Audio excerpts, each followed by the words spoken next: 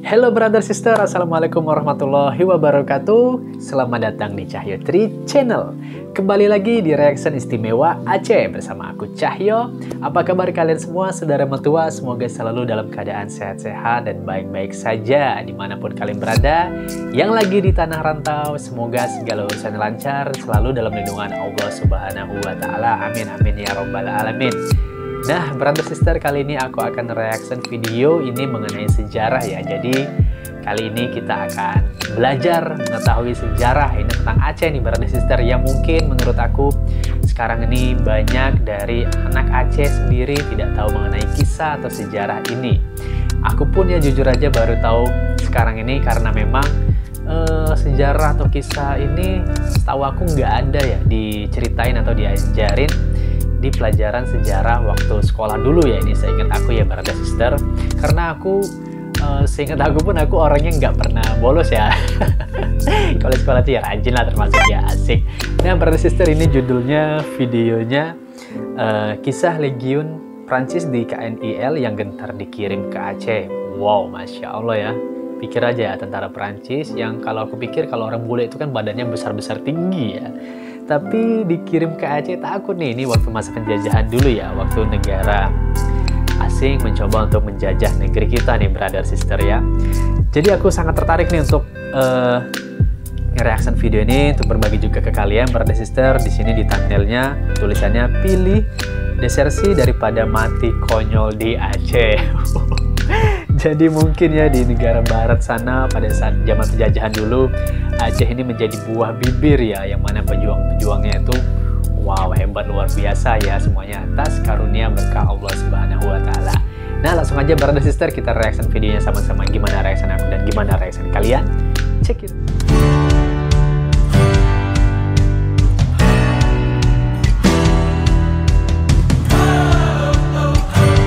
Brother sister, kita mulai ya. Let's play.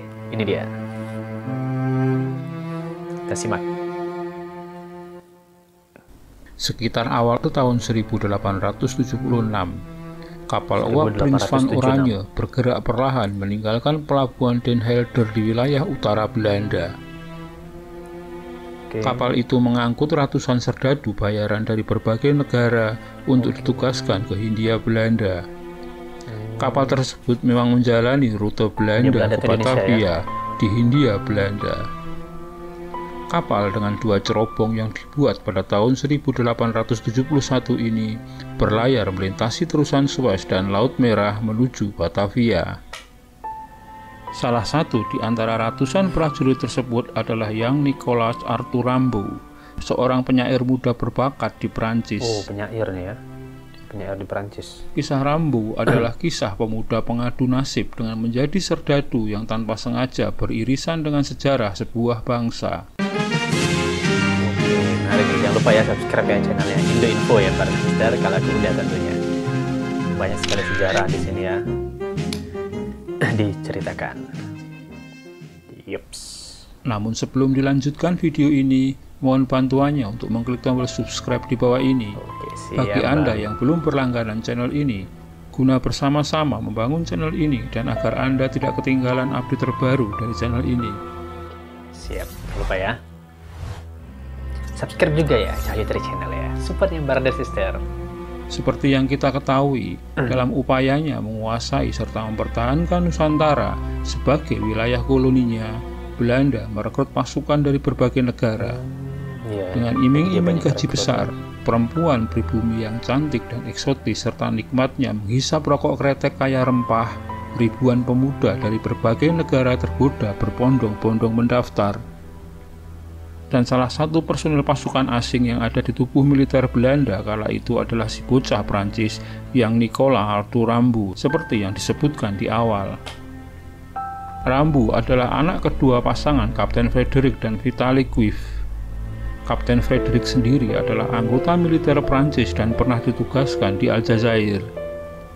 Rimbaud kecil tumbuh menjadi anak yang cerdas tanpa bimbingan sang ayah yang ditugaskan di luar negeri. Gurunya menjulukinya sebagai si jenius. Ia seorang bintang di sekolahnya.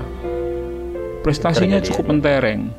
Pada saat usianya yang baru 15 tahun misalnya, Rambu menjuarai kontes akademik lewat puisi Far Erat, The Angel and the Child. Sayangnya si jenius ini salah pergaulan. Ia kemudian menjadi pecandu alkohol. Ia juga terlibat skandal asmara sejenis dengan penyair Paul Verlaine. Setelah hubungan asmaranya dengan Verlaine kandas, hidup Rambu makin hancur. Ia makin tenggelam dalam alkohol. Saat markas besar militer kerajaan Belanda membuka rekrutan baru untuk prajurit yang akan dikirimkan ke medan perang di Aceh, Rambu memutuskan untuk mendaftar. Ia mendaftar untuk posisi sebagai serdadu bayaran di Kesatuan Koninklijke Nederland Indisch Leger atau KNIL pada tahun 1876. Uang kontrak saat ia bergabung sebesar 300 gulden, jumlah yang besar kala itu, setara dengan gaji setahun seorang buruh perkebunan. Rambu dan para serdadu lainnya tiba di Batavia pada 22 Juli 1876. Rambu bersama 5 orang warga Prancis lainnya mendapat penugasan di Salatiga, Jawa Tengah. Nyali Rambu menjadi ciut saat mengetahui batalion tempatnya bertugas merupakan batalion tempur yang berisi para veteran Perang Aceh. Dari merekalah Rambu mendengar kejamnya Perang Aceh. Tentang para pejuang Aceh yang bergerak seperti hantu dan tidak kenal menyerah, atau tentang alam Aceh yang keras dan tidak bersahabat yang membuat hanya sedikit prajurit yang bisa pulang dengan selamat. Mental Rambu hancur mendengar semua itu. Ia ketakutan memikirkan nasibnya. Baru 12 hari setelah tiba di Jawa, Rambu memilih lari untuk desersi dari militer dengan berpura-pura meminta izin untuk pergi ke gereja. Dengan menggunakan dokar, ia sampai di pelabuhan Semarang. Di pelabuhan itu ia memohon-mohon kepada para pelaut Inggris yang ia temui untuk membawanya pulang ke Eropa. Rambu akhirnya tiba di Prancis pada 9 Desember 1876. Memang kala itu banyak serdadu Eropa yang kecewa sesampai di Jawa. Mereka tak pernah membayangkan medan tempur yang akan mereka hadapi akan sekeras dan sekejam itu. Apalagi faktanya kemudian apa yang dijanjikan kepada mereka semisal gaji atau fasilitas lain tak ditepati pemerintah Belanda. Tapi memang hanya sedikit yang kemudian desersi seperti Rambu. Kisah lain warga negara Prancis anggota KNIL yang ditugaskan di Hindia Belanda adalah kisah Cici Roy. Roy awalnya adalah prajurit berpangkat Letnan II di Kesatuan Infanteri Kawal Raja Prancis. Ia kemudian memilih bergabung dengan KNIL kala pasukan pengawal Raja Prancis itu dibubarkan seiring dengan lengsernya Raja Charles X pada akhir Juli 1830. Bersama ayahnya yang juga perwira tentara kerajaan Prancis, mereka pergi ke Belgia, lalu masuk ke Belanda. Berbekal memo seorang kawan ayahnya yang juga petinggi militer Belanda, Roy mendaftar sebagai staf militer Pangeran Oranje Nassau. Setelah kematian ayahnya pada tahun 1833, Roy dipindah tugaskan sebagai kapten untuk memimpin sebuah resimen di tanah Hindia Timur. 1.200 orang prajurit resimennya sebagian besar adalah pasukan bayaran dari berbagai negara. Tugas utama resimen itu adalah mempertahankan Pulau Jawa. Setelah 2 tahun bertugas di Pulau Jawa, resimen ini dilibatkan dalam operasi militer di Belitung untuk menumpas bajak laut yang mengganggu pelayaran antara Singapura dan Batavia. Setelah berakhirnya operasi, Gubernur Jenderal Hindia Belanda menugasi Roy menjadi residen sipil ad interim Belanda di Palembang sampai residen definitif tiba. Begitu kembali ke Batavia, Roy disambut hangat Gubernur Jenderal Hindia Belanda. Roy diberi tanda jasa Orde van Nederland Leeuw atau Orde Singa Belanda, sebuah tanda kehormatan tertinggi yang jarang diberikan kepada orang asing. Roy pun dipromosikan untuk menjadi inspektur militer untuk seluruh garnison Belanda di Hindia Timur di luar Pulau Jawa dengan pangkat Letnan Kolonel. Roy bertugas menilai kemampuan operasional dan kesiapan tempur pasukan di daerah, hubungan mereka dengan penguasa dan residen pribumi, serta melaporkan hasilnya langsung ke Gubernur Jenderal. Roy diberi 1 kapal uap khusus yang dia gunakan untuk berkeliling menjalankan tugasnya ke Kalimantan, Sulawesi, Maluku, Timor, Sumbawa, Lombok, dan Bali. Di tahun 1844, saat perjalanannya mendekati Bali, meletus perselisihan Belanda dengan Raja Buleleng dan Karangasem. Dalam peperangan di Bali itu, Roy sempat terluka dan harus menjalani perawatan selama 6 bulan. Begitu sembuh, ia memilih kembali ke Prancis dan pensiun dari semua hal yang berbau politik dan militer. Perekrutan serdadu dari negara-negara Eropa sebenarnya telah berlangsung sejak kekuasaan VOC atas Kepulauan Nusantara. Berdasarkan catatan Charles Francois Tombe, Kapten Xenia asal Prancis, pada tahun 1622 misalnya, terdapat 143 orang prajurit Eropa yang bertugas di Batavia, yang berasal dari Jerman, Belanda, Swiss, dan Inggris. Bahkan kala itu juga ada seorang jenderal berkebangsaan Prancis bernama Isaac de Saint Martin yang memimpin pasukan bayaran VOC. Jenderal ini terlibat dalam pembunuhan Kapiten Jonker, seorang kapitan dari Maluku bersama pengikutnya yang linknya dapat dilihat di atas.